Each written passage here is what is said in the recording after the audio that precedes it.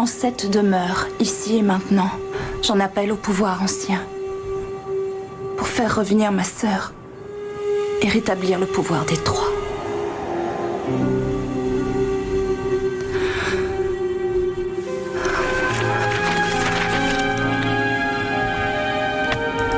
Pouvoir des sorcières, relève-toi, que ton cours invisible à travers les cieux nous entende et réponde à notre appel pressant pour revenir parmi nous et y rester.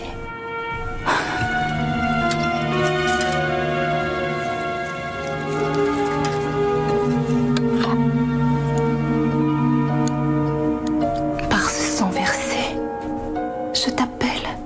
Par ce sang versé, reviens vers moi.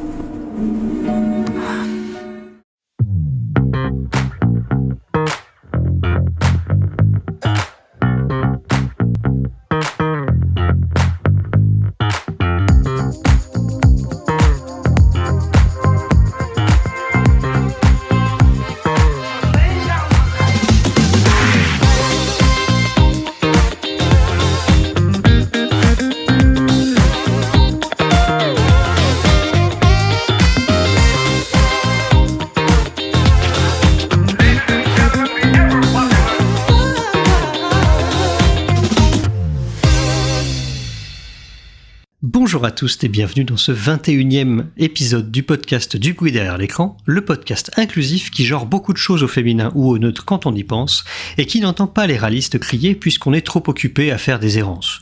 Bon, de toute façon, on est misandre et puis on n'écoute pas les mecs, alors eux particulièrement, voilà quoi. Ici c'est Hélène et je suis toujours avec mon coven composé exclusivement d'Alice. Comment vas-tu Alice ? Disons, pour répondre simplement, si pendant l'enregistrement, à un moment, je dis plus rien, tu m'entends plus et qu'il n'y a plus de réponse, ça veut dire que la chaleur aura fini de m'achever. Je comprends et je partage, puisque dans la capitale de la bouillabaisse, la chaleur est là depuis une bonne dizaine de jours et c'est compliqué, ouais. D'ailleurs, en comparatif, du coup, je penserais pas qu'un jour dans ma vie, je regretterais de ne pas avoir la mer pas loin de chez moi. Ouais, j'entends très bien. Mais bon, on va survivre. J'espère. À quelques jours de la Pride, quand même, ça me ferait mal.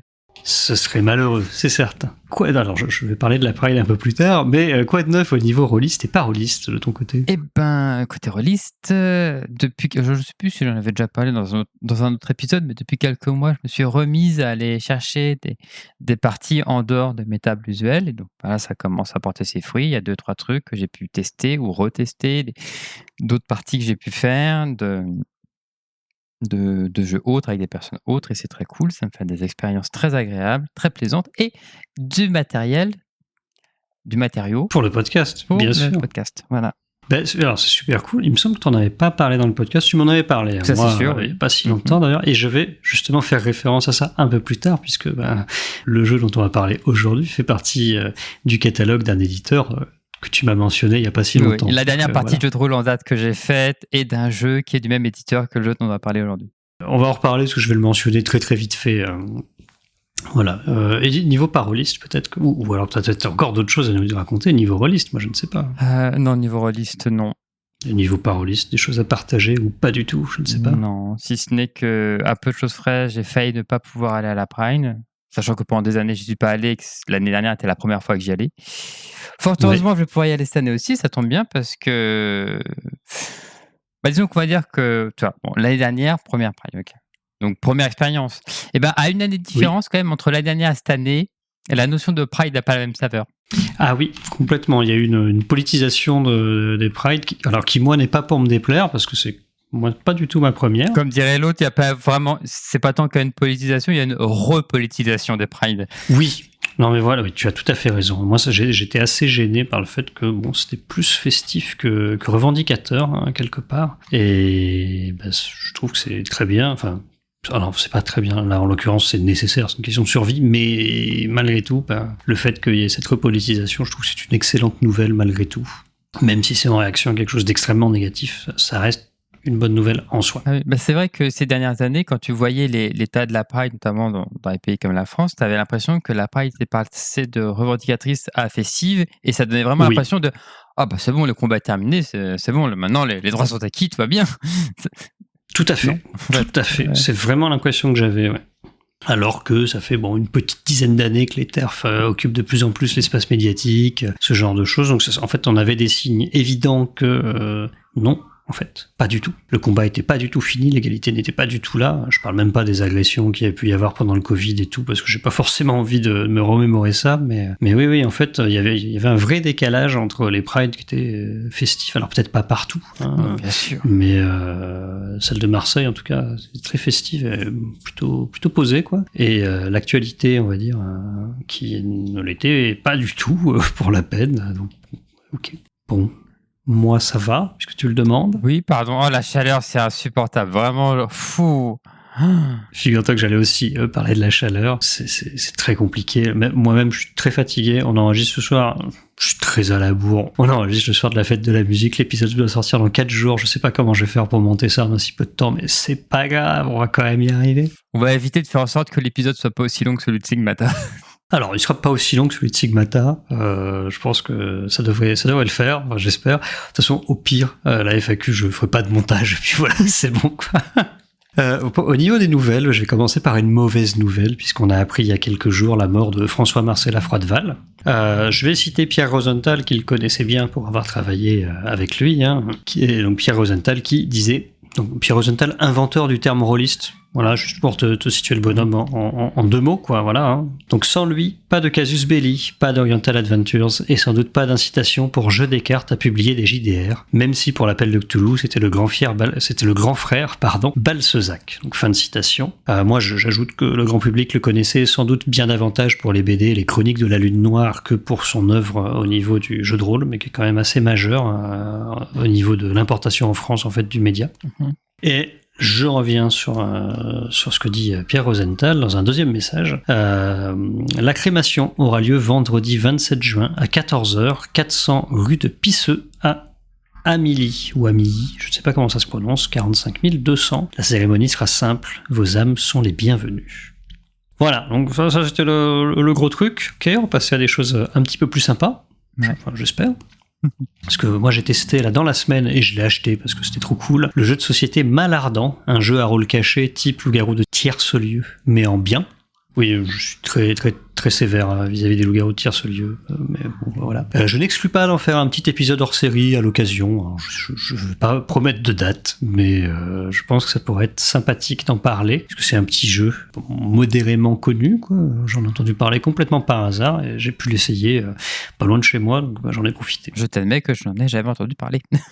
Mais c'est tout à fait normal. Alors que moi, il y avait une exposition, parce que le dessinateur, enfin l'illustrateur plutôt, je devrais dire, je crois qu'il est du coin, et donc il exposait ses trucs, et tous les soirs, il y avait des parties tests du jeu. Donc pendant 2 semaines, je crois, j'en ai entendu parler complètement par hasard par un contact qui disait « Oh, il y a un créneau qui s'est libéré l'avant-dernier jour de l'expo. » Ah ouais. Et donc j'ai rejoint ce créneau et c'était trop cool. Et donc j'ai une version dédicacée du jeu et c'est top.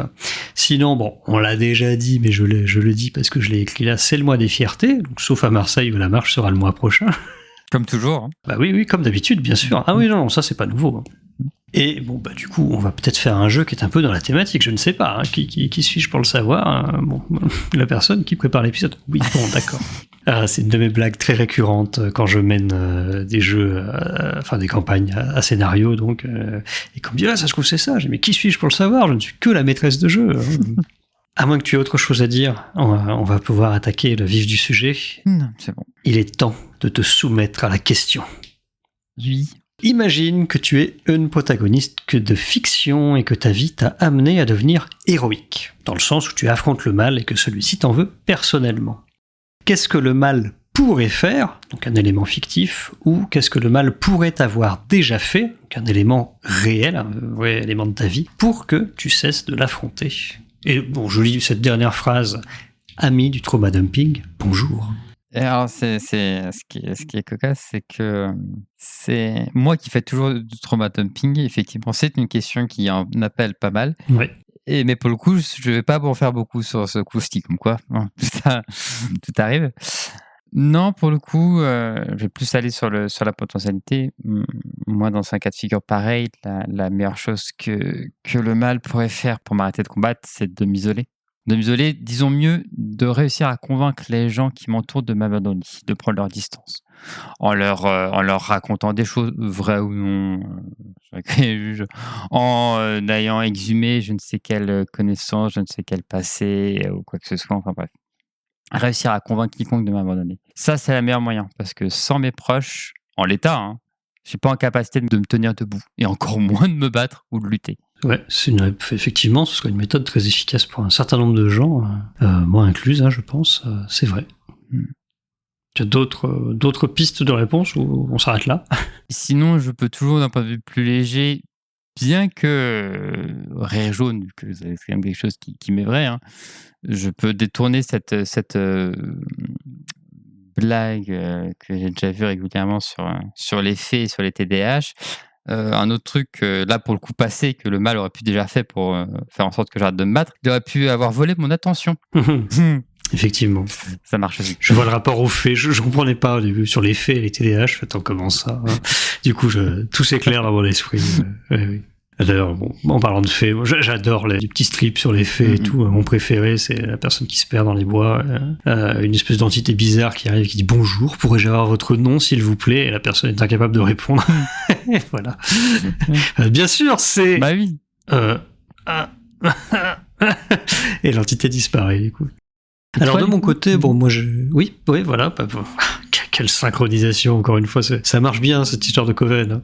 Moi, pour le coup, qu'est-ce que le mal pourrait faire? Donc, élément fictif, assez clairement, ce serait s'en prendre à mon fils, soit en l'attaquant directement, soit simplement en le menaçant, en le kidnappant, que sais-je, mais voilà, assez clairement, ça va immédiatement m'arrêter, je pense.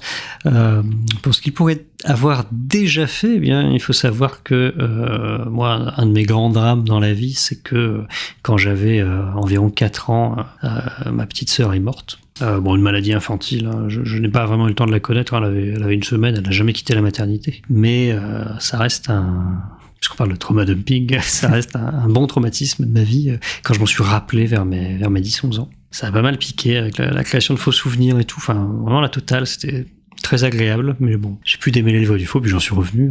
Tout va bien. Ça aurait pu être ça, pu être efficace, quoi, effectivement.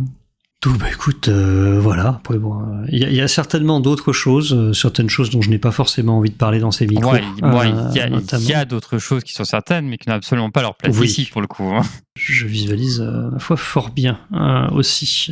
Mais bon, du coup, parlons du jeu du jour, et j'expliquerai beaucoup plus tard pourquoi j'ai posé cette question. Mais quand je dis beaucoup plus tard, c'est vraiment quasiment à la fin de ma présentation. Donc aujourd'hui, je vais te présenter.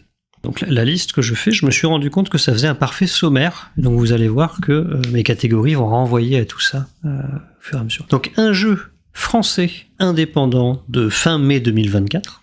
Un jeu queer, forcément, encore une fois, moi des fiertés, machin, tout ça, et un jeu sans meneuse et sans dés.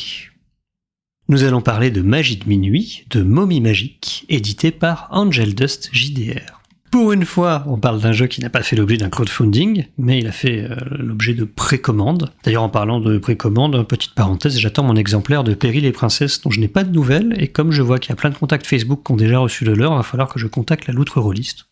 Mais c'est pas grave, c'est ma loutre préférée, de toute façon, donc je sais que ça se passera bien.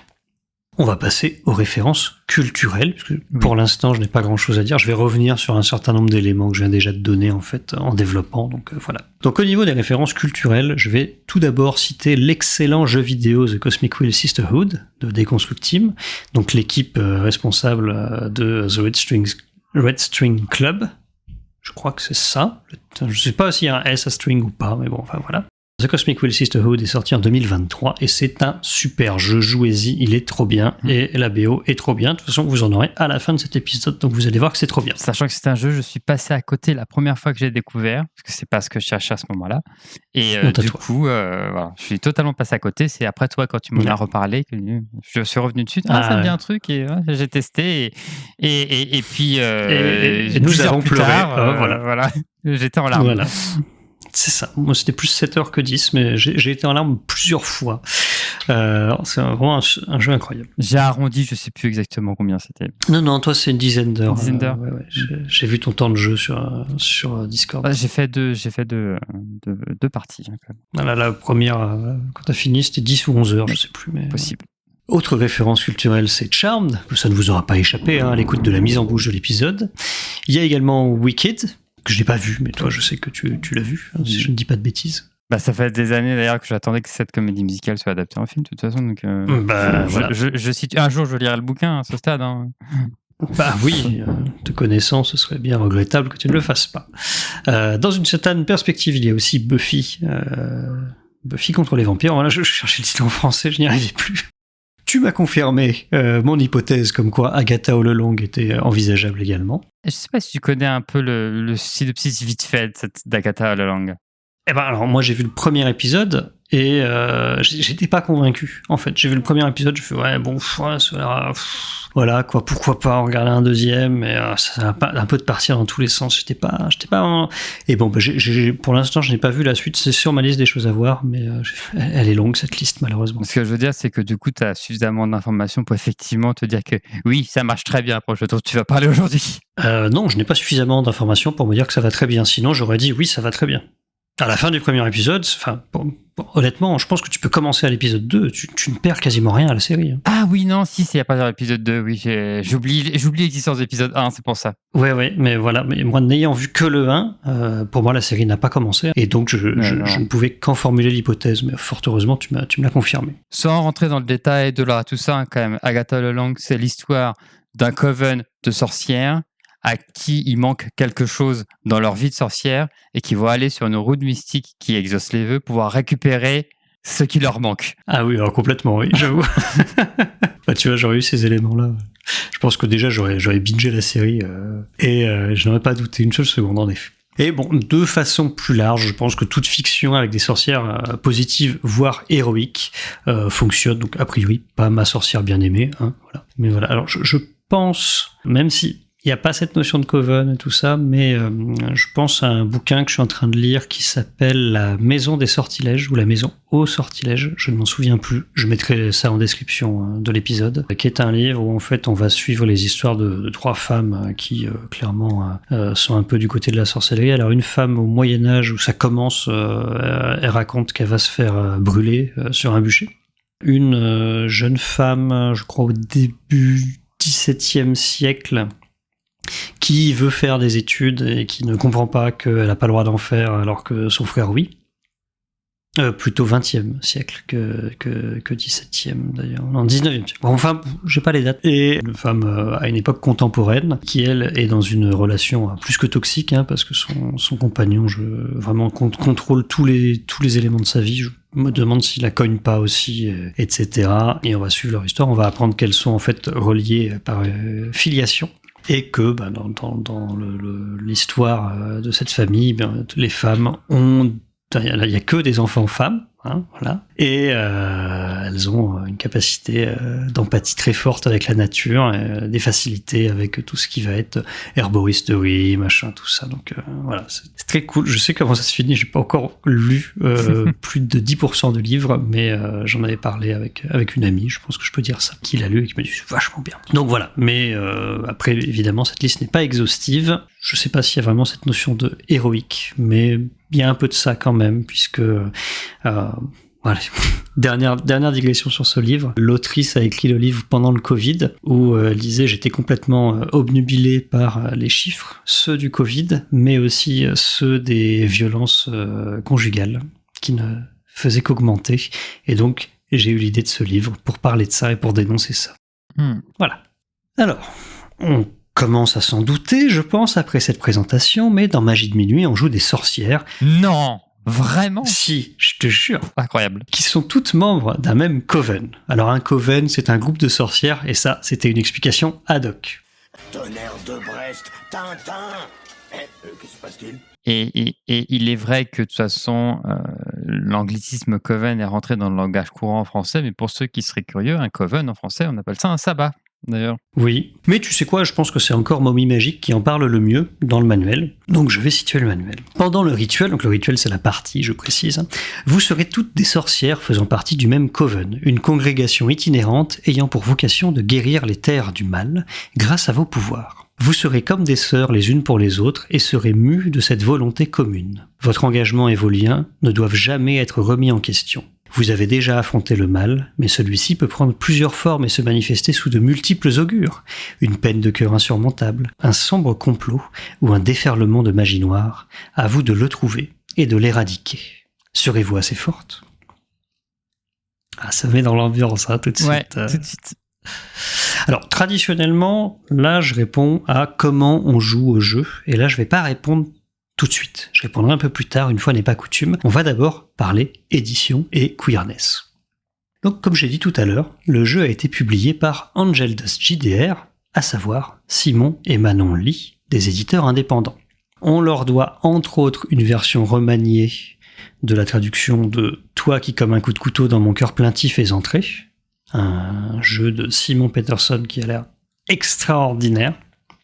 Manon et Simon Lee sont aussi les autoristes de Damné ou encore de Héros d'Argile auquel tu as joué récemment. Oui, tout à fait. Et là, leur petite actu du moment, là, c'est qu'ils éditent Arcana, un jeu de Ambre, Zell, Taillade et de Luc Mercier qui est en précommande et qui a l'air très cool. Ça a l'air, j'ai pas eu le temps de me renseigner parce que justement j'ai découvert cette existence pendant ma partie d'Héros d'Argile qu'on a parlé avant la partie. J'imagine. Mais ouais, exactement. Je pense de toute façon qu'à terme, la quasi-totalité du catalogue d'Angel Dust JDR va passer dans cette chronique, je pense. Mais Oui, mais ça ne m'étonne pas, et je pense même avoir des éléments qui vont aller dans ton sens. Puisque Angel Dust JDR, c'est un label indépendant et inclusif, c'est-à-dire qui cherche à mettre en avant des expériences diverses, donc celles de racisés, de LGBTQI2A+, de féministes, etc., etc. Et il faut aussi savoir que les autoristes publiés ont toute liberté créatrice sur leur contenu, et même ils ont le dernier mot sur toutes les décisions, quoi, y compris la maquette ou même les produits dérivés. Leur mot d'ordre, c'est d'éditer des jeux qui leur ressemblent, des jeux qu'ils auraient pu écrire, c'est-à-dire dans leur démarche et dans les messages qu'ils veulent porter. Pour l'anecdote sur Angel Dust JDR et leur engagement, la tribune du 26 juin 2024 qui s'appelle « Jet d'initiative contre l'extrême droite », qui essaye d'inscrire un peu le monde du JDR contre la montée de l'extrême droite en France, et dont nous sommes signataires, d'ailleurs, toi comme moi, est à la base un billet de blog de Simon Lee. Voilà le genre de label engagé qu'on aime. Et si j'ai bien compris, parce que oui, je vais citer ma source principale pour cet épisode, il y a eu un react de Simon Lee et de Momie à l'épisode de La Cellule consacré à Magie de Minuit. Et oui, j'ai quand même réussi à citer La Cellule. Ce sera pas la dernière fois. j'imagine bien.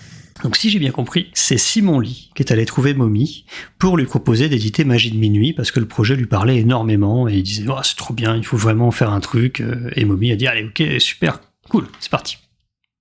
Alors pourquoi je dis Momie et pas Momie Magique ? Parce que justement dans cette espèce d'échange entre Simon Lee et Momie, Momie s'est rendu compte que Momie Magique, alors voilà, à l'écrit ça va, mais à l'oral ça le gênait un petit peu plus. Donc je respecte son choix, donc je vais l'appeler Momie à partir de maintenant. Voilà. Et alors justement, Momie, parlons-en.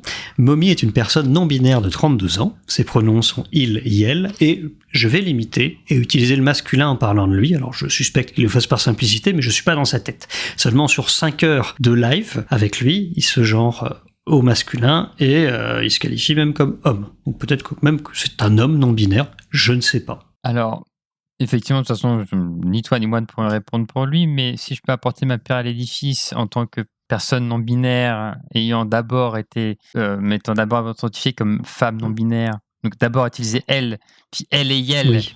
et enfin véritablement je suis elle, c'est une théorie qui est probable. La simplicité.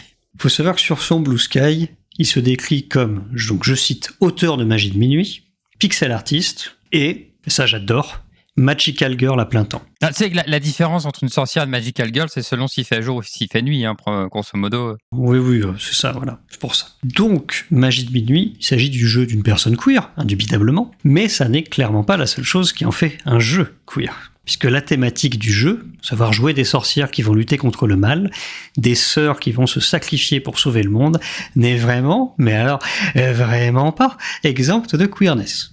Il faut déjà savoir, à mon sens, que l'archétype de la sorcière a été repris par l'iconographie féministe depuis la fin des années 60 en tant que symbole de femmes puissantes qui luttent contre le patriarcat. Pour l'anecdote, je suis tombé aujourd'hui même, totalement par hasard, sur une émission de France Culture, France Q pour les intimes, qui parle de ça. J'ai pas encore trop pu l'écouter, j'ai écouté le début, ça me semble un tout petit peu conservateur sur les bords en disant oui, non, mais les féministes exagèrent un petit peu en s'appropriant l'histoire de femmes qui sont mortes, machin et tout. Bon, ça reste intéressant d'un point de vue historiographique, mais ça me gêne un petit peu sur certaines choses, c'est assez jugeant en fait. Bon. En tout cas, c'est pas le livre de Mona Chollet, à savoir Sorcière, la puissance invaincue des femmes, qui dira le contraire.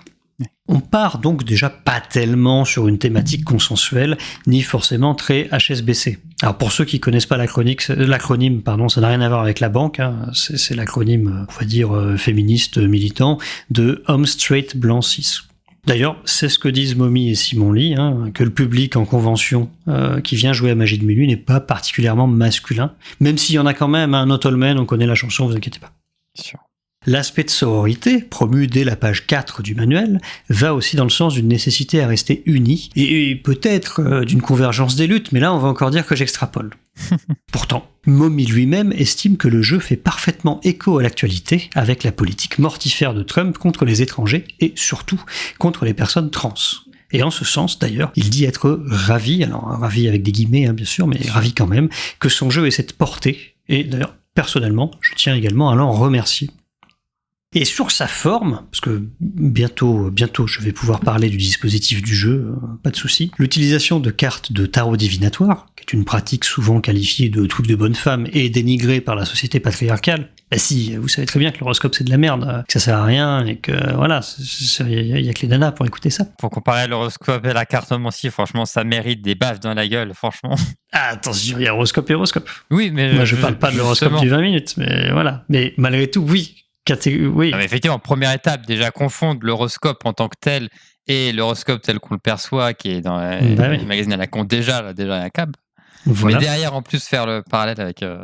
oui, mais c'est ce que fait la société. Ouais. Moi, j'y peux rien, je ne fais que dénoncer le stéréotype. Ouais. Donc, l'utilisation de cartes de tarot divinatoire inscrit d'autant plus le jeu dans une dimension de contre-culture. Et d'ailleurs, c'est peut-être là le dernier bon moment pour en parler, puisque Momy cite dans les exemples de la base les personnages de Prudence, donc basés sur Prue de Charmed, de Willow, ou de Buffy bien sûr, et d'Elphaba de Wicked, bien qu'on l'appelle Elfie dans les exemples. Mm-hmm. Et d'ailleurs, Momy recommande de jouer à The Cosmic Wheel Sisterhood dans le live de React, donc un immense gage de qualité, si je peux me permettre. Et donc... attention, parce que là, on va attaquer le gros du sujet. Si vous êtes une rôliste habituée au classico-classique, déjà bonjour, heureuse de voir que vous avez trouvé la lumière, j'espère que vous êtes installé confortablement. Magie de Minuit va vous troubler sur plusieurs aspects. Il s'agit d'un jeu sans meneuse, sans préparation et sans dés. Allez hop, une ambulance pour les râlistes qui sont tombés en syncope, s'il vous plaît. Pire, il n'y a même pas de fiche de personnage. Ah, arrêtez de faire des incantations en latin, ça ne fonctionne pas sur nous, vous devriez pourtant le savoir. Blague à part, ou blague app, comme disent les jeunes, fictifs inventés par l'Académie française, toute la mécanique du jeu repose sur le fait de tirer des arcanes majeures du tarot avec un magnifique jeu illustré par la très talentueuse Ulver. Si vous êtes sur YouTube, vous avez déjà pu voir 2 cartes en illustration, je vous laisse d'ailleurs deviner quelle carte correspond à qui dans les commentaires, mais aussi sur notre serveur Discord, dont le lien est dans la description, bien sûr. Je pense que c'est pas très difficile, mais en attendant, ça nous fera de l'engagement.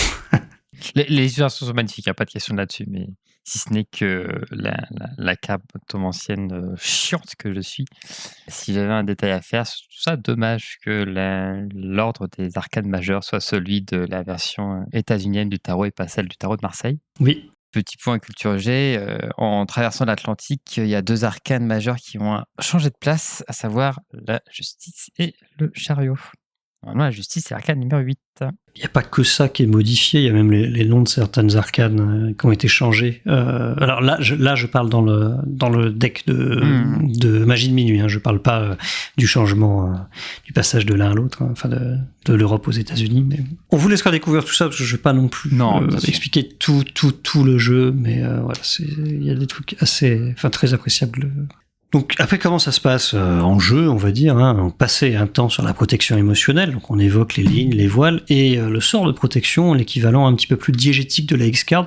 C'est assez plaisant, je trouve, d'avoir une X-Card un peu plus intégrée. On va d'abord créer le cadre du jeu en tirant des cartes pour répondre à 3 questions. Où allons-nous ?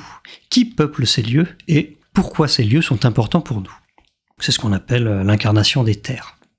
Ensuite, et seulement ensuite, on va créer nos sorcières. Ça peut sembler un peu troublant hein, de créer la quête avant d'avoir les personnages, mais en fait, on sait déjà que les PJ sont des sorcières d'un même coven qui sont destinées à affronter et à vaincre le mal. Donc, est-ce que c'est vraiment gênant de ne pas avoir de personnages pour se faire ça ? Moi, ça m'a pas heurté, personnellement, mais c'est vrai que sur le papier, c'est pas forcément le plus fréquent. Pour ce faire, on répond à 3 questions, mais cette fois-ci, on tire qu'une seule carte, pas une carte par question. Donc, les questions auxquelles on va répondre sont « Quel est mon nom ? Quelle est la source de mon pouvoir ? Et que m'a pris le mal ?» Et c'est bien sûr par rapport à cette dernière question que j'ai axé ma question du début d'épisode. Après quoi, on joue des errances, c'est-à-dire des scènes individuelles de narration libre, avec un tirage de cartes à chaque fois, hein, bien sûr, pour explorer le décor et y rajouter des éléments, des trames, des personnages, voilà. Vraiment, on peut rajouter vraiment ce qu'on veut, c'est très très libre. Et ensuite, minuit sonne, donc il y a un décompte de 12 coups, et à l'issue de ce décompte, on pointe une carte qui est posée sur le jeu. Donc ça peut être une carte qui représente un personnage, une carte qui incarne le lieu, une carte qui incarne les habitants du lieu, des éléments vus pendant les errances. Enfin vraiment, on peut pointer à la carte qu'on veut, quoi. Et sur chacune des cartes qui sont désignées de cette façon-là, on va poser une carte face cachée. Ensuite, on passe à l'avant-dernière étape, à savoir combattre le mal, et donc résoudre collectivement les obstacles qu'on a générés par les cartes face cachées, en révélant ces dernières, soit au moment où l'affrontement est à son paroxysme, pour avoir une petite indication de comment il se résout, de comment ça se termine, soit au moment où une révélation aurait un intérêt narratif fort. Une fois que tous les obstacles ont été résolus, c'est bon, le mal est chassé des terres. On raconte un court épilogue sur ce qu'il advient des sorcières, comment elles ont vécu les choses, enfin voilà, ce genre de choses, et la partie se termine. Le devoir d'exhaustivité m'oblige à parler du cas très particulier où on est 6 autour de la table, alors que le jeu est prévu pour de 3 à 5 personnes. Dans ce cas précis, la joueuse la plus expérimentée va sortir de la fiction et endosser le rôle du guide qui va détailler les étapes et probablement participer à la réflexion collective. Pour autant, il ne s'agit pas à proprement parler d'une meneuse de jeu, mais on s'en rapproche un tout petit peu, puisqu'elle va expliquer chaque étape et va laisser les autres faire. Donc, voilà, mais ça s'arrête là, il n'y a aucun contrôle sur la narration de sa part. Est-ce que jusque-là, tu as des choses à te dire là-dessus ? Non, pas spécialement. Tout est... Parce que là, on va arriver au gros morceau. D'ailleurs, je vais me servir à boire, tu vois, pour fêter ça. Oui. N'oubliez pas, chez vous aussi, quand vous écoutez cet épisode, peu importe l'heure, de vous hydrater régulièrement. Hydratez-vous. En règle générale et surtout en ce moment. Oh oui. Donc la section s'appelle « C'est vraiment un JDR ?» Question un peu trollesque, mais intéressante, je pense. Dès la première ligne de la note d'intention, qui est en première page du manuel, Mommy statue que Magie de minuit est un jeu de rôle. Et pourtant, beaucoup s'y trompent. C'est pas du tout pour tirer sur l'ambulance, mais Romaric Briand, co-créateur de la cellule, ouais, je vous avais dit qu'on y reviendrait, normalement je le mentionne encore une fois. Enfin, je mentionne encore une fois la cellule, pas Romaric. Romaric, je vais le mentionner encore au moins une fois, je crois, mais là je parle vraiment de la cellule. Romaric Briand, donc, se trompe dans l'épisode sur Magie de minuit en disant que le jeu ne mentionne pas qu'il est un JDR. À sa décharge, parce que bon, j'ai un cahier des charges à respecter et une réputation à tenir, je dois bien faire ma fangirl, lui-même ne qualifie pas ses créations comme des jeux de rôle, mais comme, je cite, des jeux de société inspirés du jeu de rôle. Pourquoi ça, me demanderas-tu fort habilement ? J'aime beaucoup ton esprit d'à propos, tu le sais. Pourquoi ça ? Eh bien, parce que beaucoup de râlistes lui ont fait la remarque que ses créations n'étaient pas du JDR, parce que trop différents des jeux classiques. Pour l'anecdote d'ailleurs par rapport à ça, il y a un site internet qui s'appelle C'est pas du JDR, qui regroupe des créations diverses qui sortent un peu des sentiers battus. Retournement de stigmate quand tu nous tiens. Hein. C'est d'ailleurs là, par exemple, que j'ai découvert le travail de Com Martin. J'ai d'abord connu sur des one-page là-bas. Moi, techniquement, c'est l'inverse d'ailleurs. C'est découverte de Com Martin et ça m'a fait découvrir C'est pas du jeu de rôle. Enfin, c'est pas du JDR, c'est très drôle. Et donc là, anecdote personnelle, ce ne sera pas la dernière, ça par contre je peux vous le garantir. Sur Facebook, dans les commentaires d'une publication dans un groupe de JDR quelconque, enfin pas quelconque, mais vraiment j'ai pas retenu, donc j'aurais du mal à vous dire lequel c'est. Une personne, allez bon, disons-le franchement, un homme m'a dit ne pas qualifier Magie de Minuit ou même Prosopopée comme des JDR parce qu'ils n'avaient pas de système de combat. Alors, je vais rendre à Jules ce qui appartient à César, ou l'inverse d'ailleurs, je ne sais jamais. Sa thèse était un tout petit peu plus complexe. Il disait qu'un jeu de rôle, c'était avant tout un système de résolution de combat, ce à quoi je lui ai demandé alors comment il intégrait Magie de Minuit, Prosopopée ou Path of the Healer à sa conception du JDR. Il m'a répondu que pour lui, c'était pas du JDR, Magie de Minuit et Prosopopée, et qu'il se prononçait pas sur Path of the Healer parce qu'il connaissait pas. Mais du coup, c'est quoi un JDR au final ? J'ai plusieurs pistes de réflexion. Je t'ai dit que j'allais aborder le sujet, donc j'imagine que tu auras aussi des choses à dire. Si tu veux bien, je déroule. Bien sûr. Et après, je te laisse la parole. Donc d'abord, moi, je voulais essayer de comprendre le raisonnement de ce râliste. Qu'est-ce qui aurait éventuellement pu l'amener à avoir cette catégorisation-là, sachant que le mec connaît quand même Prosopopée, tu vois, tout le monde ne connaît pas Prosopopée. C'est sûr. Magie de Minuit, il a fait un petit peu de bruit, c'est un jeu qui est sorti il y a un peu plus d'un an. Ok, donc je me dis, bon, il peut y avoir un effet de récence, mais non, le mec connaît Prosopopée. Il doit avoir une certaine culture rôliste quand même. Et donc, je dis, allez, on va essayer de comprendre. Historiquement, Donjons et Dragons nous vient de Chainmail, qui est un wargame. L'objectif de Donjons et Dragons, c'était de répondre à la question que font nos héros, nos champions, nos généraux, en dehors des batailles rangées. Ça a donné une espèce de jeu de mini-escadron, on va plus ou moins dire ça comme ça, hein. Et peu à peu, on est arrivé à du dungeon crawler, qui utilisait d'ailleurs pour les combats des règles de wargame. C'est-à-dire dans les premières moutures de Donjons et Dragons, je parle pas du truc édité, hein, vraiment Donjons et Dragons, mais dans les premiers... j'ai presque envie de dire fanzine, tu vois, parce que ça a commencé comme ça, quoi. En gros, ça disait, ouais, pour les règles de combat, référez-vous aux règles de Chainmail. C'est écrit comme ça, noir sur blanc dedans, quoi.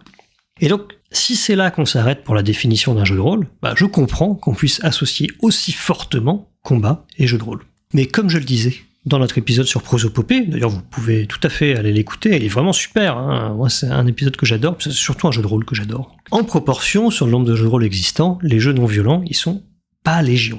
En tout cas probablement pas légion. Même si je tiens à mettre une petite modulation là-dessus, je pense que cette tendance est en train de se modifier avec l'ouverture de la création de jeux de rôle aux personnes minorisées, ce à quoi d'ailleurs contribue entre autres Angel Dust JDR. Et bon, personnellement, je trouve que c'est un peu triste d'exclure a priori un jeu qui n'a pas de système de combat de la catégorie des jeux de rôle. Parce que, est-ce que les rôlistes ne sont capables que de violence ? Est-ce que Mireille Dumas, finalement, n'avait pas raison ? Sortons de cette filiation.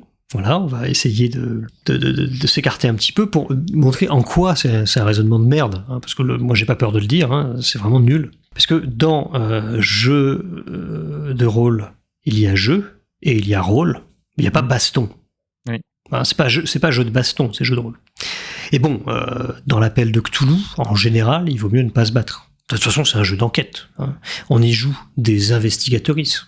Alors, est-ce que le wokisme a gangréné le jeu de rôle depuis la parution du 2e grand jeu ? Alors, là, vous allez me rétorquer, non, c'est le 3e, parce que il y a du Traveller aussi, mais bon, Traveller est un peu tombé dans l'oubli. Hein. La dernière édition de Traveller, c'était en 2008, 2010 chez nous, donc voilà. Non, juste là, tes 2 dernières phrases, Oui. c'est grosso modo ma réflexion quasiment mot à mot, comme ça, c'est réglé. Hein, voilà. Désolé. Non, pas du tout, comment c'est fait, tu vois. Tout ça pour dire que, définitivement, je pense pas que le critère de l'existence de combat tienne vraiment la route. Mais, il y a un autre critère qui revient souvent, c'est l'utilisation de dés. Alors pourquoi ça peut aussi répondre à la question pour Prosopopée et pour Magie de Minuit, parce qu'il n'y a pas de dés dans Magie de Minuit, ça j'ai déjà dit. Et dans Prosopopée, il y a des dés, mais on les utilise d'une façon un peu bizarre, quoi. C'est des tokens bien avant de servir de dés. C'est ça, c'est des tokens pour le coup. Parce que un truc souvent, quand les gens disent qu'il faut un dé pour que ce soit du jeu de rôle, ce qu'ils sous-entendent, c'est qu'il faut de l'aléatoire. Alors c'est exactement ce que je vais développer. Donc, effectivement, Alice, merci pour cette perche tendue. Une immense part des jeux de rôle utilisent un générateur de hasard. Alors, majoritairement, ce sont des dés, c'est vrai. Marginalement, ça va être des cartes, comme dans les Lames du Cardinal, comme dans Anamnésis, ou encore dans Nécromancien hérétique, pour ne citer que. Il y a un épisode sur 2 des 3 jeux qu'on vient de citer. Si vous avez envie d'aller les écouter, n'hésitez pas. Hein. Et je comprends le sens de cet argument, puisque beaucoup de jeux, sous-entendu jeu de plateau, hein, utilise aussi le hasard comme un moteur. Ça peut être pris comme une composante assez nécessaire de la notion de jeu. Mais que dire des échecs, par exemple ? Et sans parler de ce genre de... On va dire que c'est un cas limite. On pourrait se dire qu'un jeu de rôle sans système de résolution, quelque part, c'est qu'un exercice de théâtre d'improvisation. Et c'est vrai que, par exemple, les extraordinaires aventures du baron de Munchausen tient plus du fait de tenir un rôle que de jouer à un jeu. On se rapproche énormément du grandeur nature. GN pour les intimes. Et donc, c'est pas clair, en fait, cet argument des dés. Alors, pareil, je pourrais avoir ce truc-là de « Mais oui, mais est-ce que c'est vraiment utile de disqualifier a priori quelque chose sur la non-utilisation d'un objet ?» Voilà, je sais pas, en fait. Moi, je prétends pas avoir une théorie universelle qui règle la question, puisque même Romaric Briand, j'avais dit que j'en reparlerai, a buté sur le cas des jeux de rôle solo dans sa théorie du Maelstrom. Ouais. Du coup, je vais rester modeste. Je vais estimer que c'est à chaque auteuriste de définir si son jeu, c'est un jeu de rôle, ou un jeu de plateau, ou autre chose. Une expérience de pensée, pourquoi pas, j'en sais rien. Est-ce que toi, tu as d'autres choses à rajouter sur cette question ? Moi, c'était ma réflexion. Non. Grosso modo, ma réflexion va à peu près dans la même direction. Peut-être des fois de manière un peu plus tranchante. Typiquement, la fin de ta conclusion, j'ai tendance à dire que c'est même du bon sens, mais oui. Ça apporte pas grand-chose à la réflexion, tu vois. C'est ça, c'est-à-dire l'idée, c'est d'essayer de trouver une catégorisation, j'ai presque envie de dire objective, même si c'est complètement utopiste, quoi. Ouais. C'est même con, même. Ah oui, totalement. Pour dire qu'est-ce qu'un jeu de rôle et qu'est-ce qui n'est pas un jeu de rôle. Mais au final, si je sors un jeu qui se joue avec une fausse moustache, et que je dis c'est un jeu de rôle, le jeu existe. Vous le trouverez en lien dans l'épisode.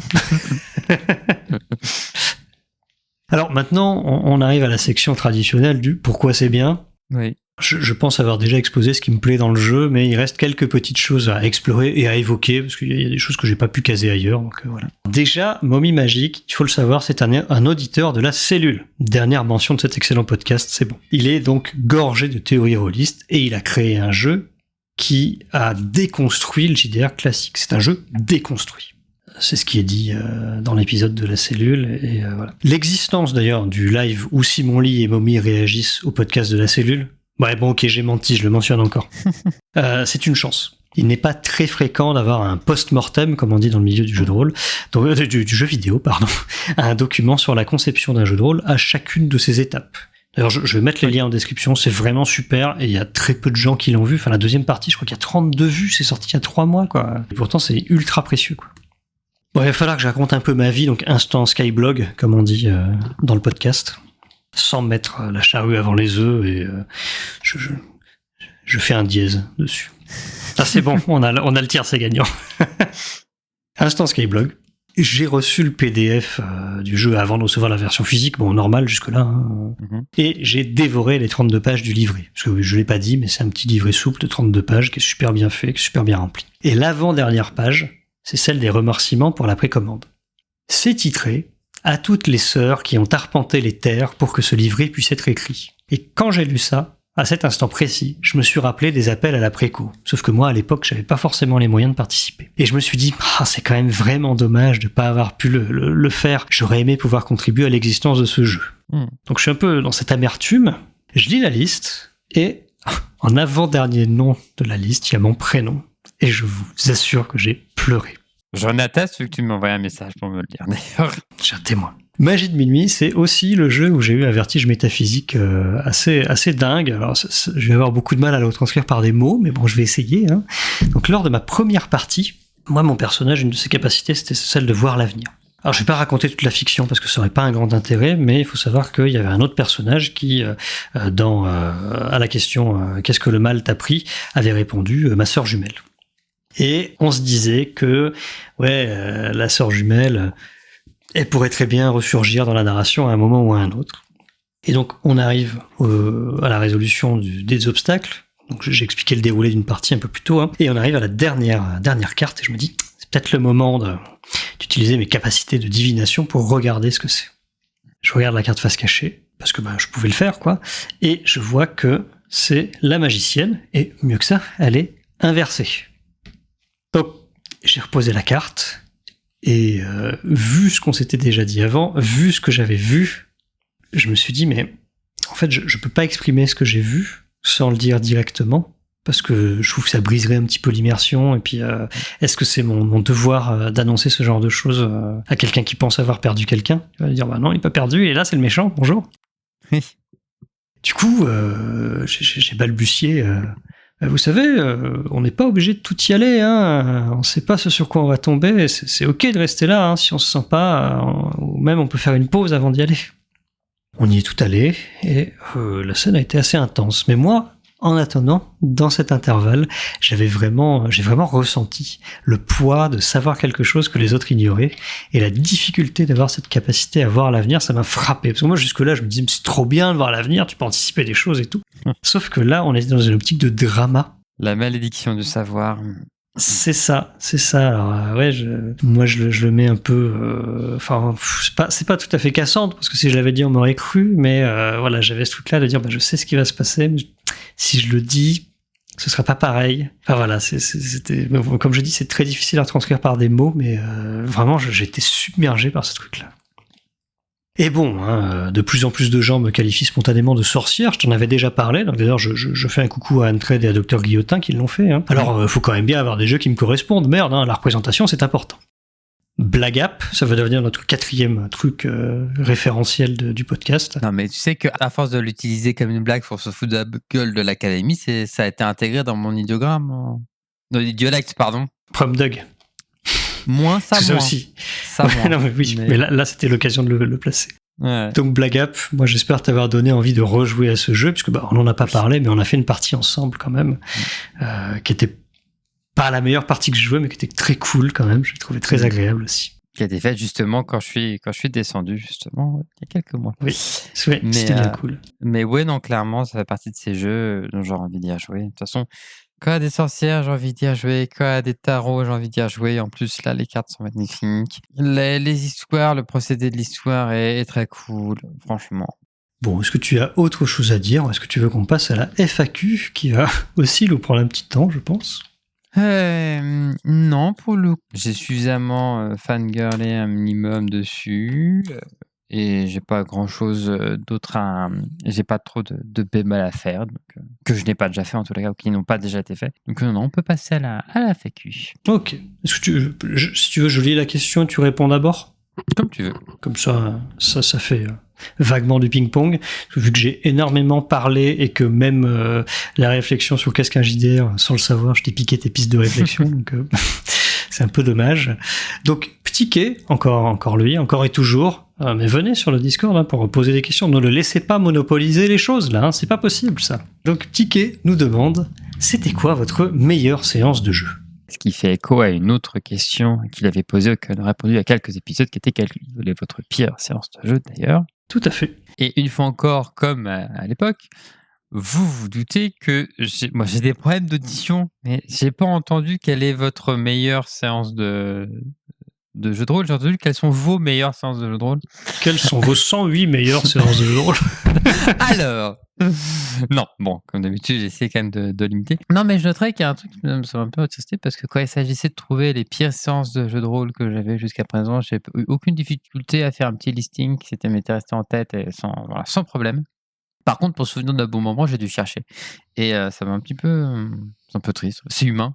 C'est dans mes mains, mais c'est un peu triste. Mais finalement, du coup, j'ai trouvé beaucoup. Vu que je les ai cherchés, j'ai trouvé beaucoup qui étaient pertinentes. Et surtout, ça m'a permis de réfléchir à autre chose. C'est qu'est-ce qui fait, dans mon cas, hein, bien sûr, qu'est-ce qui fait qu'une séance ou un ensemble de séances peut être qualifiable comme ma meilleure séance de jeu de rôle. Et donc, j'ai trouvé 6, en plus, c'est drôle parce que c'était 6 aussi sur les pires. 6 types de bonnes séances. Ah bon, techniquement, il y en a un 7e que je vais dire juste là pour commencer, comme ça c'est évacué.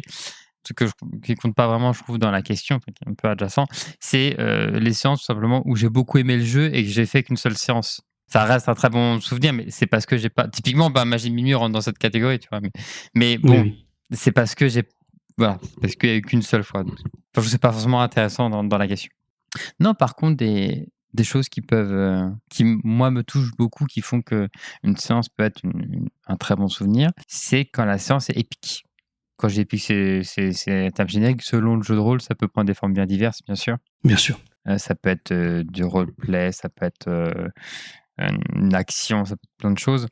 Parmi ces types de scènes-là, une séance qui m'est restée tout particulièrement en termes d'épicness, une séance où tu étais là, d'ailleurs, c'est une table qu'on avait en commun. C'était sur de Héros et Dragons, où durant un combat de boss, fin de saison d'ailleurs, Ouais. enfin d'arc à minima. Donc moi, je jouais du coup une Félix biclassée magicienne et surtout clerc d'Ilmater. Face à ce combat de boss, déjà, donc on était 3 PJ, du coup, 3 joueurs. Sur les 3 PJ, il y en a 2 qui sont tombés au combat et qui ont été relevés et qui ont enchaîné immédiatement après avec une action particulièrement badass et puissante. Genre une attaque critique, des dégâts max, ce genre de choses. Ouais. Et en plus, durant au début d'ailleurs de ce combat, qui était une confrontation qui était très personnelle pour mon personnage, puisqu'il s'agissait d'une forme un petit peu corrompue de son frère qui a disparu. J'ai entamé le combat avec un discours, avec un peu un mélange entre Inigo Montoya et Damaline pour ceux qui ont joué à Baldur's Gate 3, un petit peu un entre deux, et que je trouvais particulièrement épique et qui m'est pas mal resté.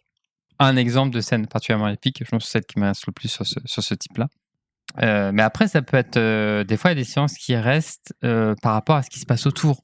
Par exemple, il y a certaines séances ou des ensembles de séances, c'est pas des scénarios qui ont pris un peu plus de temps, qui ont entraîné des créations en dehors des séances et qui m'ont beaucoup marqué. Ouais. Moi, dans un temps plus ancien, j'avais vécu ça alors c'était un rebond en l'occurrence, c'était un monde pirate en l'occurrence. On jouait des pirates. Et il y avait eu 2 saisons différentes. Une première saison qui était d'ailleurs la première partie que je faisais avec cette table-là. Table qui est celle à laquelle j'ai rencontré mon meilleur ami de l'époque, donc ça joue peut-être un petit peu sur le souvenir. On va dire ce qui est. On avait fait une autre saison quelques mois après qui se passait 2 générations plus tard. Et sur la dernière séance de cette deuxième campagne, on a repris nos anciens personnages. Et qui nous ont fait un grand final. Alors moi, vu que j'étais en connivence un petit peu avec le MJ, parce que comme dit, j'ai fini très proche de lui, je savais un petit peu comment ça allait se passer, du moins les pistes qu'il y avait, donc j'avais préparé à l'avance. Et j'avais écrite, diégétiquement de la part de mon personnage, mon premier personnage, des lettres à tous les autres personnages des PJ et aux PNJ qui étaient connectés. Et que ce sont des lettres que j'ai encore derrière sur mon drive et tout, qui avaient été envoyées aux personnes concernées. Et voilà, cette création en dehors qui dépassait la séance, ça a rendu le tout beaucoup plus mémorable. Mais vous me connaissez. Évidemment, un autre argument qui pourrait faire qu'une séance me marque, qu'une séance soit parmi les meilleures, c'est le cas du bleed out de l'enfer. Bien sûr. Vu que moi je ne sais concevoir une bonne partie de jeu de rôle si je fais pas un peu de bleed out, mais bon, les niveaux sont variables. Quand ce qui se passe au personnage m'impacte émotionnellement de manière très forte, évidemment, ça rend les séances mémorables. Là, pour le coup, honnêtement, sur cette catégorie-là, je ne sais pas choisir. Alors déjà, j'ai joué à Alice is Missing, déjà. Oui, Voilà. C'est vrai. On en parle dans l'épisode consacré à Alice is Missing, d'ailleurs. Donc, voilà. Et puis non, je veux dire, la campagne qu'on a actuellement sur une table, qu'on a toutes les deux de Shadowrun, pour situer, le MJ comme moi, on est très très fan des PJ et des PNJ qui sont sur cette campagne-là. Et donc, entre les séances de Shadowrun, qui sont donc à la base un jeu à mission, entre chaque séance, on se fait des petites séances de roleplay en système libre. C'est-à-dire qu'on cette narration libre, à nous deux, on a fait une plus grosse valeur, une plus grosse quantité horaire que ce qu'on fait véritablement de Shadowrun, quand même, pour situer. Et oui, et c'est pour ça que je martèle le MJ en disant que tu ne joues pas au même jeu que nous. Oui, mais clairement. Et la très très vaste majorité de toutes ces scènes-là rentrent dans pourrait individuellement, selon le jour à laquelle tu me poses la question, pourrait être ma séance préférée en tout cas sur ce sujet-là. Je trouve c'est très fort parce que la tâche qu'on a au personnage est très forte. Mais voilà, puis il y en aurait d'autres. Puis ça. Bref, le bleed, c'est la vie. Comme avait dit un confrère. Plusieurs même. Non, mais en tout cas sur le serveur, serveur du podcast, justement. Quand elle avait été annoncé qu'on parlait de bleed pour Tessas the Hunter. Je crois que Sandrone en a. C'était Sandrone, c'était Sandrone qui disait ça, mais dans les commentaires aussi, on a eu Valentin Daniel, donc sorcier sympa. Ah oui.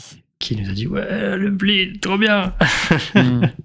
Après, en parlant en parlant d'émotions, des fois aussi, il y a des séances qui marquent et qui sont des séances qui ont une saveur toute particulière, qui pourraient être dans les meilleures séances quand elles ont un impact IRL, quand elles ont un écho avec IRL. En tous les cas, dans mon cas, ça arrivait plusieurs fois, ça arrivait 2 fois. Oui. Et ça joue. Ah bah oui, totalement. Moi, il y avait une fois, le MJ dont je parlais un peu précédemment, qui a été mon meilleur ami à l'époque.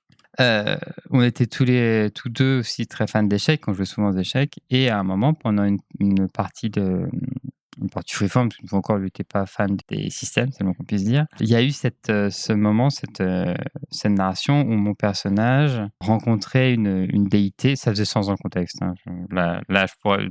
Pour vous expliquer vraiment les tenants aboutissants, il faudrait 3 heures de l'heure, donc on va vous épargner ça. Mais en gros, il y a une rencontre qui était assez épique en tant que telle. Et dans la narration, ils ont joué aux échecs. Et il y avait ce côté très, très symbolique. Magneto et Professeur Xavier qui jouent aux échecs, même symbolique. Ouais, je vois. Ouais. Et du coup, à côté de la partie, on a véritablement joué aux échecs à côté. Ouais. Et c'était très cool. Ah, c'est cool ça, effectivement. C'était très cool et voilà, ça a renforcé aussi, c'était un moment de complicité entre les personnes, en plus d'être un moment épique entre les personnages. Pareil, ça m'est déjà arrivé. Alors, c'était pas une séance, c'était plusieurs séances, parce que c'était une période. La dernière fois en date où j'ai été en couple, nos personnages dans la campagne qui est une campagne de Things of the Flood d'ailleurs, ont fini en couple aussi. C'était pas spécialement volontaire, tu vois, ça s'est fait comme ça, tu vois. Mm-hmm. Et c'était mignon sur le coup. Bah ouais, c'est cool ça. Donc la séance en tant que telle était mémorable et rendait les choses beaucoup plus fortes. Une fois encore, là, c'est une sorte de bleed un petit peu particulière parce que vu que c'est des deux côtés, il n'y a pas vraiment de bleed à proprement parler, mais quand même, tu vois. Une espèce de convergence. Ouais, c'est ça, ouais. Pas des luttes, mais de l'émotion ce coup-ci. Mais... Oui, ni de jeu en convergence non plus, mais convergence des... Enfin, oui, si, et c'est un peu une question de jeu en convergence, en fait, mine de rien, mais de toute façon assez bizarre, mais oui. Pas bizarre dans le sens atypique, pas bizarre dans le sens bizarre. Non, mais voilà, je préfère le préciser quand même. Et puis, parfois aussi, il y a des séances qui pourraient être dans les meilleures séances, qui pourraient être dans les meilleurs souvenirs parce qu'il y a une fierté. Il y a une fierté. Pareil, j'ai 2 cas de figure. Parce que j'ai dit 6, mais en vrai, dans les 6, des fois, il y a des sous-catégories. Tu vois, je triche. Ouais, bien sûr. Fierté, qu'est-ce que je peux entendre par fierté ? Ça peut être soit parce que quelque chose qui est caractéristique du personnage a servi alors que ce n'était pas si évident que ça. Donc, ça peut être une compétence qu'on n'aurait pas pensé qu'elle a été utile en tant que telle, ou quelque chose de la caractérisation. Et ça, du coup, dans mon exemple, c'était de la caractérisation. Parce que moi, il faut savoir que la caractérisation de mes personnages, j'ai un gros tableau Excel. Oui. Avec des formules. J'ai des stats croisés. Bref. Mes personnages, même pour des one-shots, il y a un minimum syndical comme caractérisation. Alors, trouver un thème musical, et puis, voilà, évidemment, prénom, pronom, identité de genre, orientation romantique et sexuelle quand c'est pertinent, bien sûr. C'est-à-dire qu'évidemment, dans des jeux comme Tales from the Loop, orientation romantique est amplement suffisant, évidemment. Pardon, j'attrape la balle au vol. Moi, je constate de façon assez amusante que par défaut, l'orientation romantique et sexuelle de mes personnages n'est pas du tout hétéro, mais asexuelle. Ouais. Enfin, AOS, quoi. Voilà, ça me fait marrer. Mais voilà, c'est juste... voilà. Ouais. Ainsi que régime alimentaire. Souvent, c'est le cardinal. Après, j'ai d'autres choses, mais qui sont plus optionnelles, c'est si j'ai le temps. Ce qui est déjà pas mal. Hein. Tout le monde ne fait pas ça, mais oui. Et parce que ça vient intuitivement, en fait. Tu vois, ça vient en vrai, de toute façon. Et la partie, j'allais dire, après la partie de ma seule partie que j'ai faite actuellement j'arrive jamais à me souvenir dans quel ordre sont les mots. Green Dawn Mall, merci. En l'occurrence, le personnage que je jouais, Léa Yoshida, était trans, c'était une femme trans. Et c'est même pas quelque chose que j'ai précisé, tu vois, moi je le savais, tu vois, mais ça n'a pas forcément, ça faisait pas partie du descriptif en tant que tel. Oui. Mais, c'est le genre de choses, souvent ça n'a pas d'impact sur la narration. Oui, Sauf qu'il se trouve qu'à un moment, l'une des salles qu'on a croisées, c'est une piscine. Et donc une jeune fille trans, pas super bien de sa peau. Évidemment que je suis pas allé dans la piscine. Ça a eu un impact quand les autres personnages se sont fait attaquer par une pierre géante. Oui, effectivement. Et j'ai pu sortir mon gros livre de physique et l'assommer pour leur sauver la mise. Excellent. Et j'étais super fier. C'était un super souvenir pour ce fait-là. Très drôle que dans la catégorie fierté, il y ait le fait que l'un des personnages ait sauvé la mise parce qu'elle était trans. Oui, Voilà. trop bien. Mais la fierté, c'est pas forcément lié au personnage, ça peut être aussi par rapport à son comportement en tant que joueuse. Quand on arrive à faire quelque chose. Parce que parfois, il faut réfléchir un petit peu pour réussir dans le jeu de rôle. Et là, un exemple que j'ai, une fois encore, c'est pas une séance, mais c'était un ensemble de séances, c'était un scénario à part entière. C'était ce que j'ai appelé dans mes notes le scénario Amesta. Ouais, c'est une mini-campagne que j'ai écrite. Oui. Voilà. Dans lesquelles alors, nos personnages étaient dans une sorte de... Alors, spoiler quand même, on va le dire. Ouais. Je l'ai pas publié, donc bon, voilà, il n'y a pas de souci, mais spoiler quand même. Spoiler quand même, au cas où. Ouais. Se sont trouvés dans un village et sans trop savoir comment ils étaient arrivés là d'ailleurs. Et tous les personnes qu'ils ont rencontrées dans le village avaient leur propre problématique et tout le team.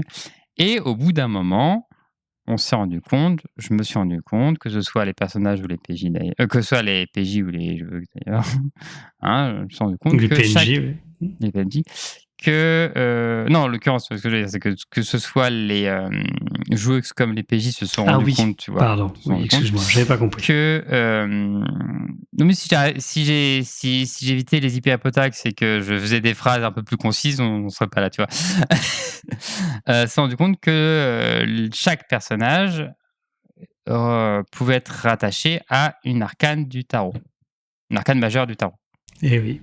Bah, comme vous l'avez sûrement compris, au fil des épisodes et même dans celui-ci, moi, le tarot me parle.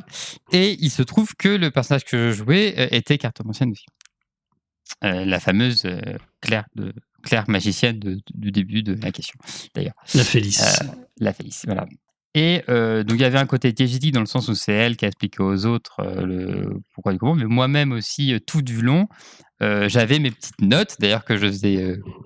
que je faisais la situation. Est-ce que c'est ça que je vous ai corrigé potentiellement pour essayer de savoir qui était quel arcane et du coup pour essayer de comprendre derrière comment on aurait pu résoudre leur problème. Déjà, c'était un très bon souvenir justement par ce côté un peu très ludique. Et se revenir sur ce côté fierté, là par contre, attaché à une séance en tant que telle, c'est quand j'ai eu l'illumination de l'identité du mât, qui est donc un arcane un petit peu particulier. Voilà. Oui. Et qui, en l'occurrence, là aussi était particulier, vu que le mat, c'était pas l'un des membres du village, mais c'était nous, les PJ. Eh oui. Et c'était évident. Mais l'illumination, j'aurais voulu être filmé, en fait, quand on s'est rendu compte. L'illumination, parce qu'on joue en ligne, donc personne ne m'a vu, ça a rendu la séance actuelle qui était attachée assez mémorable. Moi, honnêtement, sur ce coup-là, je me suis inspiré du jeu vidéo Heavy Rain de comment s'appelle ce studio, Quantum Dreams, je crois. Quantum Dream. Ouais, c'est ça. Ouais. Ou spoiler. Donc, enfin, voilà. Quand on comprend qui est, enfin, quand on a la révélation de qui est le tueur en série qu'on poursuit depuis le début. Alors, moi, j'avais pris des notes, j'avais tous les éléments pour savoir qui c'est, mais pour une raison, bon, je spoil, c'est un vieux jeu, c'est bon. Dans la mesure où c'est l'un des personnages qu'on incarne, je me suis rendu compte que je l'avais écarté d'office de la liste des suspects. Alors que j'avais tout. Je savais qu'il avait un handicap, bon, le fait est qu'il était asthmatique. Je savais qu'il portait une montre, que c'était un ancien militaire, un truc comme ça. J'avais vraiment tous les éléments. Et je n'ai pas été capable de comprendre que c'était lui avant que le jeu me le révèle. Parce que, comme ça faisait partie des personnages qu'on joue, je n'étais pas, je n'ai pas pu le suspecter. Mais comme beaucoup de monde, et c'est pour ça qu'un certain roman d'Agatha Christie qui devrait être mandatoire. Oui, sauf que la première nouvelle d'Arsène Lupin aussi a ce mode-là. Aussi. L'arrestation d'Arsène Lupin. Chacun ses rêves. Ah oui, mais bon, écoute, c'est comme ça. Et donc, pour finir, enfin, on arrive au 6e cas. Il y a quand même un 6e type de séance, 6e type d'argument, 6e type d'élément qui peut faire qu'une séance est la meilleure séance, l'une des meilleures séances. Et c'est le plus évident, je dirais le plus évident pour la fin. C'est tout simplement qu'on a passé un bon moment, mais un bon moment, vraiment un moment mémorable. Juste un bon moment. Là, pareil, j'ai eu beaucoup de mal à choisir une scène, mais en vrai, j'ai eu une séance, un one-shot, qui était légendaire à ce niveau-là, qui a vraiment été un bon moment, qui en plus a été techniquement un actual play, parce que oui, techniquement, j'ai fait du jeu de rôle en live. Waouh. Je ne sais même pas si les rediffs existent encore et il n'y avait pas beaucoup de monde pour le coup, mais voilà. C'était d'une activité secondaire d'une chaîne qui ne fait pas ça à la base, donc D'accord. la chaîne Existium Film, donc à la base, une chaîne YouTube qui parle de films post-apo, enfin d'œuvres post-apo. D'accord. Sauf que l'une des personnes en question, je faisais du jeu de rôle avec. Et ils avaient lancé ça pendant un temps, de faire ils font des lives de manière générale. Et entre autres, ils avaient commencé à faire des jeux de rôle en live. Ils n'en ont pas fait beaucoup. J'y ai participé entre autres. Il y a eu donc une séance, un one-shot, donc à côté un monde Dark Fantasy, si mon souvenir est assez bon. Après, voilà, vu que c'était un one-shot, je n'ai pas été dans le détail du lore pour le coup. Et vous allez voir que c'est pas ça qui va jouer pour le coup. Mais toujours est-il, on est 3 PJ. Grosso modo, hein, je vous donne juste les stéréotypes de base dans les profils. Hein. Imaginez un paladin, une alchimiste et une archère. Enfin, une archère en mode roublarde. Tu vois. Ok. Assassin. Ouais. Moi, je jouais du coup cet assassine archère. Et alors, je sais pas si c'est que de la chance, ou le système qui serait à revoir en termes d'équilibrage, ou moi qui ai pété le jour sans le savoir. Je ne sais pas. Toujours est-il que c'est un système décent. Tout du long, j'ai réussi haut la main 100% de mes jets. Mais vraiment de très loin. Une tourelle. Et vu qu'en plus, de par mes capacités, j'étais invisible aux yeux des ennemis tant qu'ils avaient autre chose pour l'aider. Enfin, vraiment, j'aurais pu partir toute seule en mission. Donc déjà, c'était un peu drôle quand même, mine de rien. Parce que tu avais les 2 autres qui étaient en mode diversion, puis pouf, pouf, pouf, boum. Bon, mais toujours est-il, on avance quand même. C'est sérieux, hein, on joue. Ben là, on joue, là, c'est sérieux. Le scénario était quand même assez soutenu en tant que tel. On arrive sur le final. Et le final, franchement, c'était une fois encore une histoire qui avait de quoi être épique. Hein. On parle quand même de portail, de fin du monde, tu vois, d'invocation, de trucs lourds, tu vois. Le truc, fallait qu'on les arrête, tu vois. Il n'y avait pas de question de non, faut les arrêter à tout prix. Ouais. Et ça se passe pas super bien. Et on n'a plus qu'une dernière chance. Là, il faut absolument les arrêter. Au prochain tour, c'est mort. Le paladin s'élance. Malheureusement, c'est un échec. C'est un échec simple, mais toujours est-il que, vu qu'en plus il est au corps à corps, l'antagoniste, le grand méchant, l'empale, s'en sert comme bouclier. Enfin, là, c'est la merde. Ah c'est gravement la merde. Ouais, effectivement. Ouais. C'est gravement la merde. L'alchimiste, qui était très cool au demeurant, un personnage très très cool, très excentrique et qui avait beaucoup de tchatch, fait son jet, parce qu'elle essaye avec ses potions, avec tout ça, elle essaye de balancer quelque chose. De balancer une sorte de grenade, c'est pas l'idée, mais voilà, pour la scène, on va dire ça. 96, échec critique. Waouh. C'est notre pote qui prend. Et donc là, c'est bientôt la fin du monde. Il n'y a plus qu'une seule action. Tout repose sur toi. La seule personne qui doit agir, c'est la personne qui a tout réussi tous ses jets, 100% de ses jets haut la main depuis le début. Ouais. Évidemment que j'ai fait un échec critique. La scène était dramatique, épique, mais on était tous pliés de rire. Ah oui, tu m'étonnes. Parce que là, du coup, j'arrive à la fin de ma réponse, ma longue réponse. Après tout ça, je ne sais pas quelle est la meilleure séance de jeu de rôle que je fais jusqu'à présent. Par contre, je sais que cette séance-là est la séance la plus mémorable que j'ai faite de jeu de rôle. Par contre. D'accord. Ah, c'est cool. Mais du coup, en 2 mots, tes 6 catégories, donc, j'ai pas tout retenu, donc tu vas compléter. Il y avait la notion d'epicness, il y avait la notion de on va dire, de player skill, la notion de character skill. Ouais. Il y avait le bleed, naturellement. Bien sûr. Voilà. Il y avait des moments forts, comme ce que tu viens de citer. Et du coup, la 6e, je ne l'ai plus, je suis désolé. Alors, le truc, c'est que dans les 2 que tu as cités, les character skill et player skill, les 2 étaient dans la même catégorie. En fait, d'accord. De la fierté, pas bien tu vois, compris. D'accord. Ce qui rend une certaine fierté.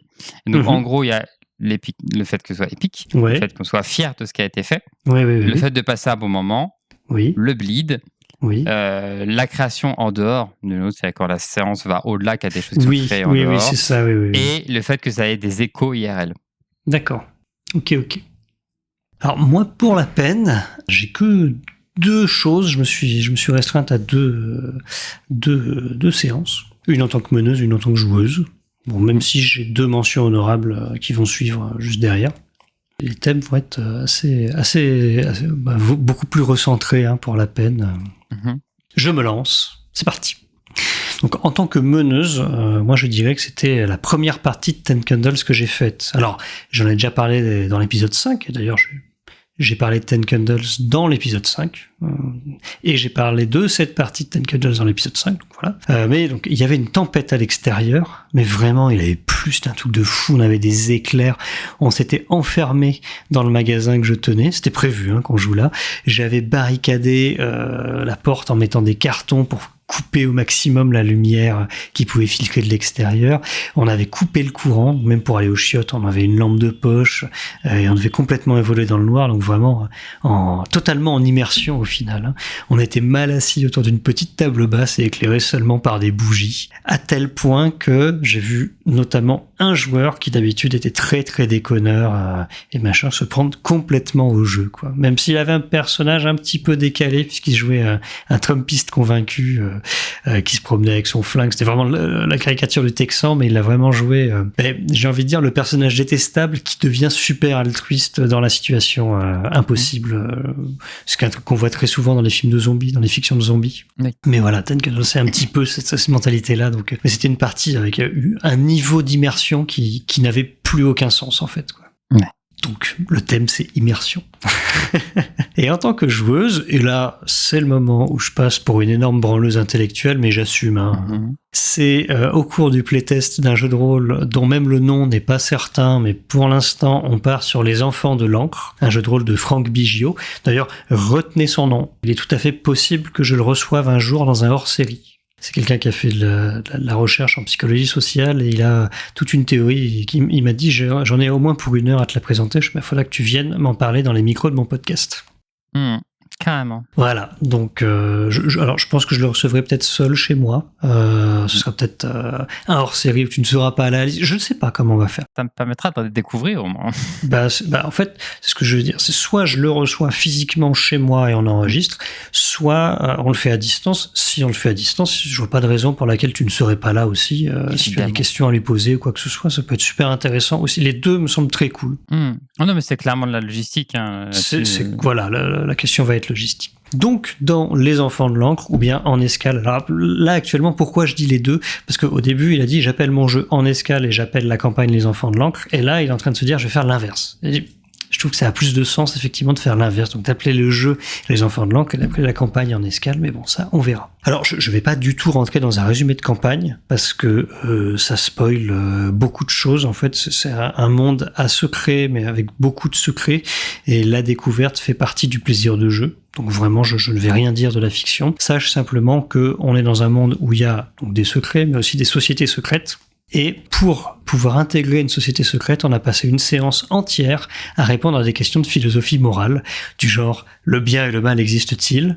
suivi de « les personnes maléfiques existent-elles ?» Voilà. Ça pendant donc 4 à 5 heures. Et bon, voilà, c'est évident que là, avec ça va être très difficile de pas passer pour une grosse branleuse intellectuelle. Mais bon, voilà, c'est comme ça.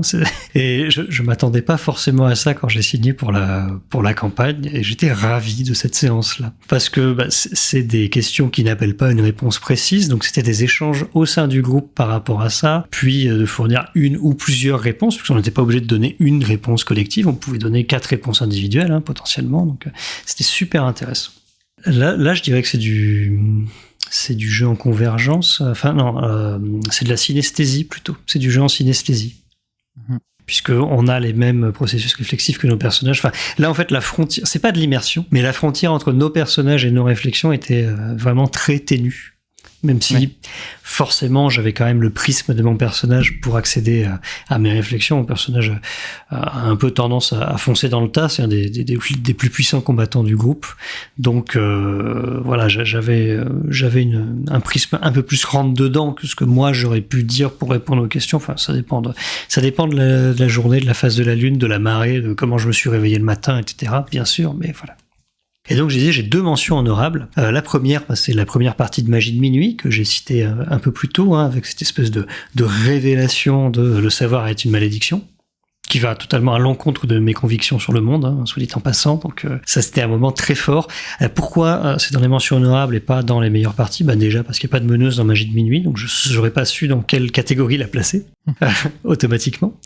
Et aussi parce que à côté de ça, et ce n'est pas du tout un reproche que je fais aux autres participants et participantes de la partie, mais je me suis retrouvé en fait dans une situation où mon personnage avait perdu la mémoire, c'est ce que mon personnage avait perdu face au mal, et donc j'ai désigné mon personnage comme ayant un obstacle, source du mal entre guillemets, dans le sens où ça nous empêchait d'accéder à la vérité, quoi, et donc à chasser le mal. Donc il y a eu un rituel, une scène qui était magnifique pour rendre la mémoire à mon personnage, et ce faisant, ça a propulsé mon personnage dans une relation romantique. Oui. Ce que je suis extrêmement... alors, c'est même pas une question de frilosité, de pudeur ou de quoi que ce soit. Hein. Faut vraiment pas le prendre comme ça. Moi, étant demi-sexuel, c'est très compliqué pour moi de me retrouver catapulté. Alors déjà, c'est une thématique qui m'intéresse peu en jeu de rôle, sauf vraiment des jeux de rôle dédiés où c'est le contrat social dès le début, on va partir là-dessus. Ça, j'ai aucun problème. Même, je suis très curieuse de le faire. Donc, je recite rapidement Monster Hearts ou Passion de las Pasiones. Je suis à fond pour faire ça, il n'y a aucun problème. Mais voilà, mais là, vraiment, je me retrouvais avec cette relation qui était imposée, donc je me suis senti très très mal à l'aise, j'ai botté en touche, j'ai pas excardé parce que j'étais pas non plus en danger, quoi. Mais voilà, et ce qui fait que je ne peux pas citer cette partie comme étant de mes meilleures parties parce qu'il y a eu ça, mais ce n'est la faute de personne, il n'y a aucun problème. No hard feelings, la fiction était trop bien, et même ça me saoule d'avoir eu ce blocage-là parce que c'est vrai que ça a apporté des trucs vraiment très très cool, et j'ai pas attrapé la balle au vol, donc je m'en veux un petit peu. Bon, enfin ça va, quoi, c'est pas grave, mais voilà. Deuxième mention honorable, je vais à nouveau parler de Ten Candles parce qu'en fait hier soir j'ai fait une partie de Ten Candles avec un groupe de jeu que je connais depuis pas longtemps. Ça doit faire un mois qu'on joue ensemble et tout. Et en fait, on joue à Delta Green normalement, et là on avait un joueur qui était malade et j'avais dit ouais, je fais un Ten Candles quand on aura fini le scénario en cours. Bon, là on n'a pas fini le scénario en cours, mais on avait un malade. J'ai dit bon, allez, Ten Candles, on a un one shot à faire, on a une séance avec une personne en moins, on va pas finir le scénar avec un absent. Donc Ten Candles, et moi je vois que ma pratique du jeu de rôle a vachement évolué parce que j'étais pas meneuse du tout au sens classique. C'est même un de mes joueurs qui m'a dit mais t'étais vraiment plus dans un rôle de guide, t'avais pas de présence autoritaire entre guillemets sur la narration, même quand tu reprenais le contrôle des réussites, tu essayais d'amener des choses qui étaient intéressantes, tu nous demandais nos avis, et ça a plu à tout le monde, alors que quand j'ai commencé à exposer le jeu, les gens ne comprenaient pas tous ce à quoi on allait jouer, quoi. Donc vraiment une partie incroyable, à tel point que là j'ai été tagué sur une publication Facebook qui en parlait, en disant oh, c'était trop bien. Voilà, quoi, les gens sont extatiques, et du coup c'est vraiment très très cool, et moi je vois l'évolution que j'ai dans ma pratique du jeu de rôle en même pas 10 ans, quoi. Donc c'est très cool, je trouve. Comprenez quand même bien à quel point c'est le destin qui a voulu que vous ayez cette anecdote, parce que cette partie a eu lieu hier, mais était censé enregistrer avant-hier. Hein, donc, oui. Vraiment. Je suis dans la merde pour le montage. Mais écoute, moi je te propose qu'on conclue l'épisode là-dessus, à moins que tu aies des choses à dire sur l'immersion ou sur la synesthésie. Du coup, as-tu un teaser? Normalement oui, je vais te demander si tu en avais au début de l'épisode, mais as-tu un teaser pour l'épisode du mois prochain? J'en ai un très court, une fois très court, parce que le mois prochain on va jouer au billes et on va changer le monde. Très intriguant. Je suppose que tu ne vas pas nous parler de Weaving. Ok, cool, trop bien. Il nous reste à vous faire des bisous. Et moi, j'ai un mot de la fin. Mais est-ce que tu veux dire quelque chose avant qu'on se quitte? Non, si ce n'est répété, hydratez-vous. Oui. Là, maintenant, tout de suite, buvez. Vous n'avez pas fait depuis assez longtemps. C'est vrai, je le referai dès qu'on aura fini l'enregistrement. Moi, je voudrais juste terminer en disant « Minuit vous aime ».